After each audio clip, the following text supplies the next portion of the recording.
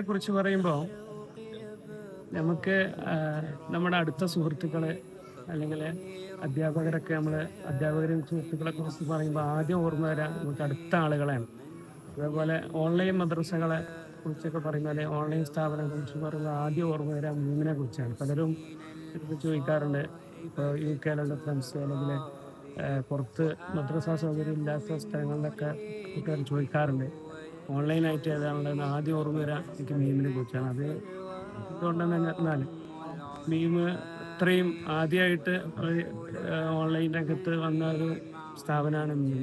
മദ്രസ എന്ന് കേൾക്കുമ്പോൾ മദ്രസ വിദ്യാഭ്യാസം മാത്രമല്ല, മറ്റുള്ള ട്യൂഷനുകൾ, സ്കൂൾ ട്യൂഷനുകൾ, plus two skill development sections ഒക്കെ ഓൺലൈനായി നമ്മൾ കൊടുക്കുന്നുണ്ട്. വളരെ നല്ല രീതിയിൽ മുന്നോട്ട് പോകുന്നുണ്ട്. ഓൺലൈൻ ദർസ് സംവിധാനം ഇതിലൂടെ നടക്കുന്നുണ്ട്. അതുപോലെ വിവിധ കോഴ്സുകൾ ഇങ്ങനെ ചെയ്യുന്നുണ്ട്.